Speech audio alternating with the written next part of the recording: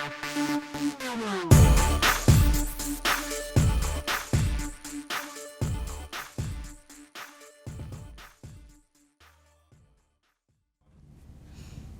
and welcome to this week's episode of State Champs Chat. We're all back together. We are, yay! Finally. I'm Stephanie. I'm Kiera. I'm Lauren. And we're excited to be back together and excited to have you guys. We're rocking our State Champs shirts today just because we were filming the last episode of State Champs for the summer, so we decided to leave these on today.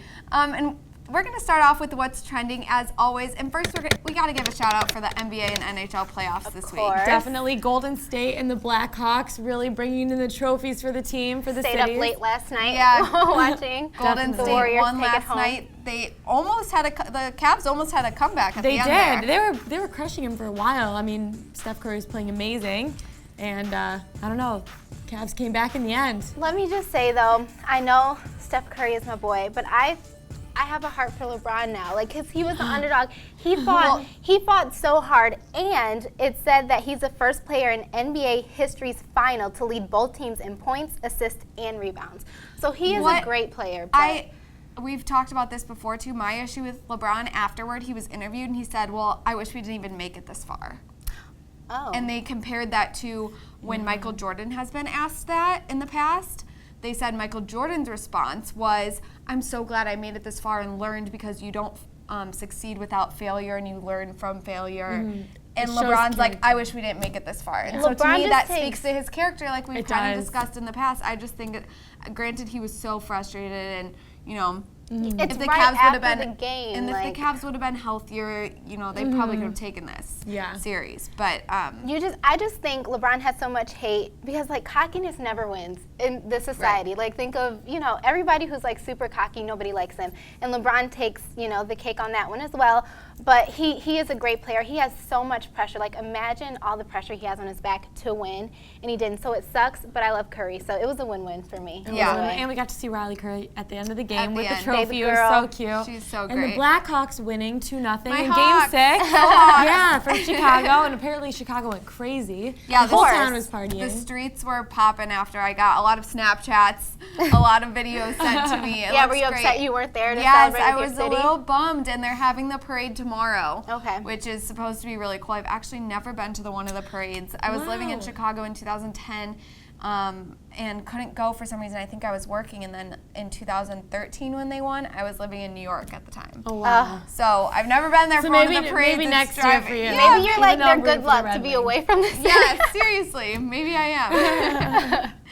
Now we're going to talk about a little interesting topic that what's trending this week is Rachel Dolezal. Yeah, so she was a former president of the NAACP. Yes. And her family just ousted her. Her family just ousted her as she was originally white and identified more culturally as black. Yeah, so she's been living her life as president of this chapter of the NAACP, and said she identifies herself as black, but her family just told everyone she is not. Yeah, her parents ousted her, as you would say, for being Caucasian. She's been living as an African American woman for years. Like you said, she's the president of the NAACP. She's raising 2 black sons.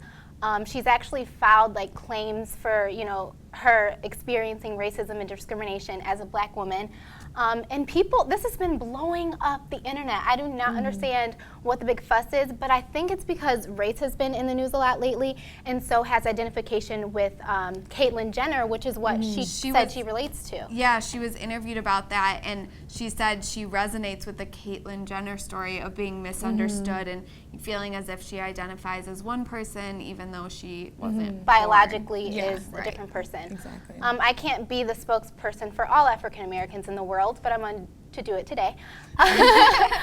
I honestly do not have a problem with it. I don't see why people are so up in arms about it. If she wants to be black, she's clearly not trying to make a mockery of the race. She's clearly not in blackface. She's clearly identifies as an African American, and she does great things, so just let her live. The only issue is that people felt lied to, which is a little bit understandable. Which but she was. I did. agree. I mean, I agree that I think she should admit to, I shouldn't have lied to people because I've been in a leadership position. Nobody likes to be lied to by any type of leader.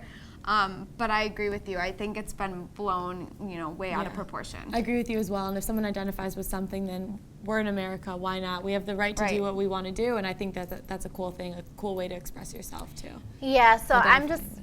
I just hope that, it blows over. Yeah. She can live her life. She's doing great work. People can stop being so angry at her. Yeah. Like, just let it go. I But agree. she has gotten caught up in more lies than just her race. Like, she said she's been to South Africa. She hasn't. She said her dad was black.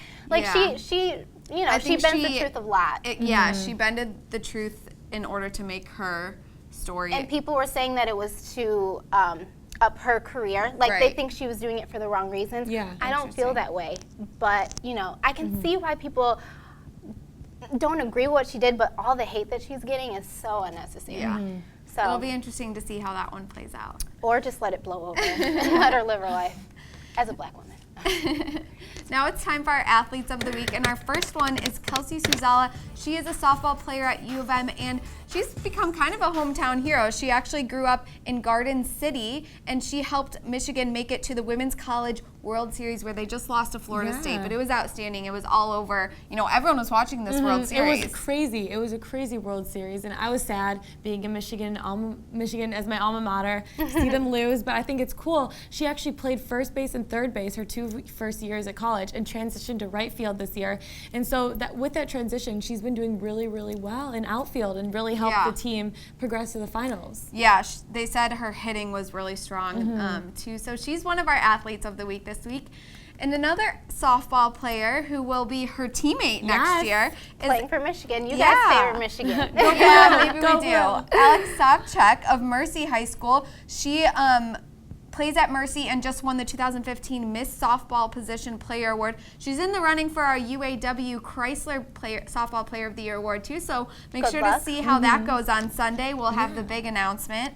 And she was a 4-year starter at Mercy, batting .524. It's insane. And I went to Notre Dame Prep, so we always played each other, us Catholic schools, And I actually heard about her leaving my senior year, and I heard she was an amazing player from 8th grade. Yeah, Yeah. she So plays it's cool all. to She see. said she's played all positions on the It's field. cool to see how she's progressed over the 4 years, and now she's just star player that's going to Michigan, probably going to make an impact on the team. Yeah. And who knows, maybe they'll make it to another Maybe national she's the championship. missing touch, and Yeah. they'll take it all the way home next year. Let's hope. Now it's time to, so congrats and good luck at Michigan next year.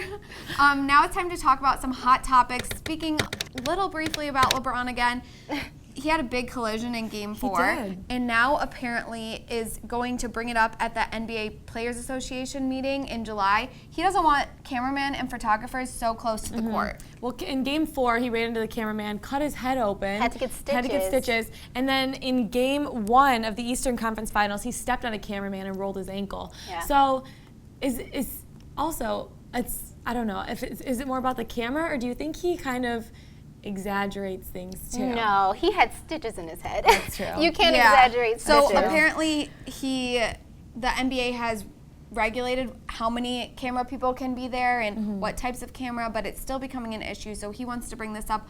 And someone said that, do they really need to be that close to the action? Yeah. But Well, I think if that affects the TV quality, and people who can't go to the game are going to complain if they don't get that close up, action. Yeah, I mean, I feel like that's what a lot of people look for, especially watching games on TV. They really want to see. And broadcasting People's contracts, faces. don't you think Yeah. they would have a problem with that?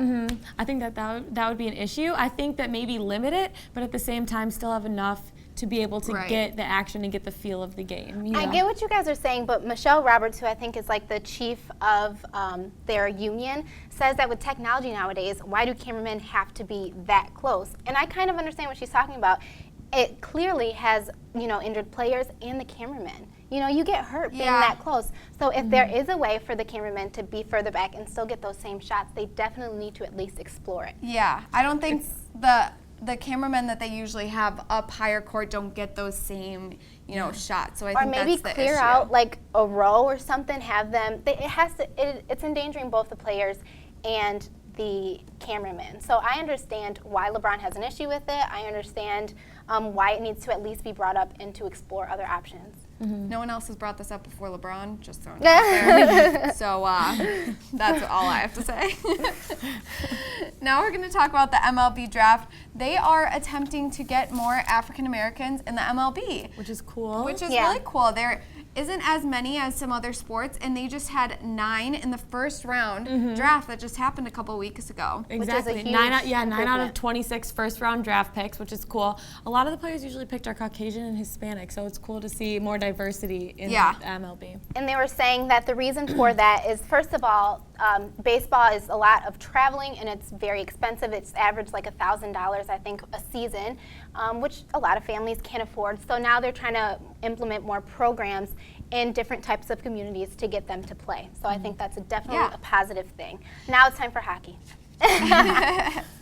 We're going to talk about a score or fumble now, and we're going to talk about New Jersey Institute of Technology joining the Horizon League. What do you guys think about this? Okay, quickly, we don't have much time. Score or fumble? I think it is a score, but I'm also a little biased against them because they still beat Michigan, so go Blue. Yeah, so they're joining the Horizon League because Northern Kentucky is leaving. But the reason why we chose this as score or fumble is because at one point they were the losingest team in NCAA history. They lost 52 games in a row, so it's just all you have to do is me. beat Michigan, and then you're up.